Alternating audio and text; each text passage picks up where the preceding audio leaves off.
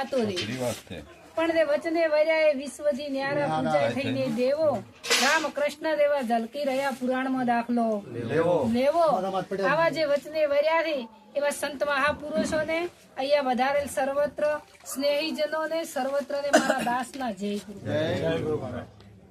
પ્રથમ ભક્તિનું પગથિયું વેદ વ્યાસ થી ગુરુ પૂર્ણિમાનો મહિમા ચાલ્યો આવે।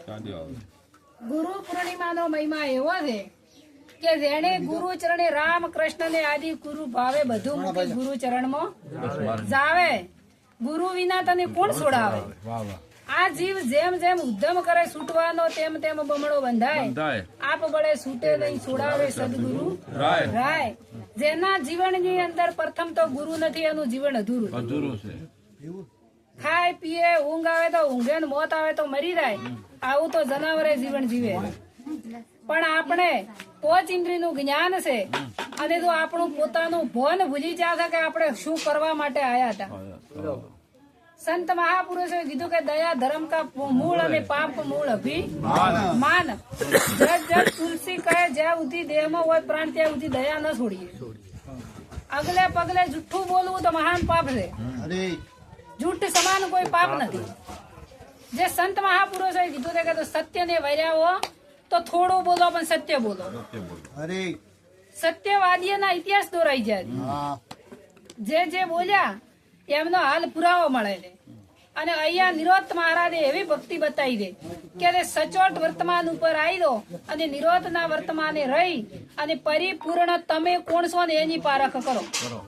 બીજાને જોવાની કોઈ જરૂર નથી। તમે કોણ છો? આ પોચ તત્વના પૂતળાની અંદર કીધું છે કે જીવ ઈશ્વર માયાના ભેદથી ને ભૂલ્યો પોતાનું ભોન। પોતે કોણ છે ને એની ખબર નથી। આ મનુષ્ય અવતાર મળ્યો છે પણ જેમ દારૂડિયો દારૂના નશામાં ફરે એમ હારે બે ભોન ફરે। એને કોઈ ખબર જ નથી કે અમે કોણ થઈ કે શું કરવા માટે આયા શું કરી રહ્યા હતા। આ અંત સમય કીધું કે ચીઠી ફાટશે અંતની વેળા થશે દાવાની। લોકો પોક મુકતા આવશે ઘડી ખીચડી ખાશે તને ચમચી પોણી નથી પાવાની। સવારથની દુનિયા તો હાડખા લઈને હાલતી થવાની। સવારથની દુનિયા તો ઘડીકમાં ભૂલી જવાની। એકનો એક છોકરો હોય ને મરી જાય ને તો 4 મહિને બધું ભૂલી જાય। કોઈ કોઈનું નથી। તો તમારા માટે તમે શું કર્યું? ધન દોલત ગાડી લાડી બંગલા પ્રથમ મનુષ્ય અવતાર મળે તો પોતપોતાના કર્મના આધીન બધું મળી ગયું। ધન ગાડી લાડી બંગલા બધું પોતપોતાના કર્મમાં હતું મળી ગયું।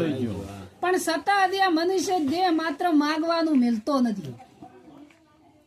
ચમ ક્યાં કરે કીધું હમણાં બે ની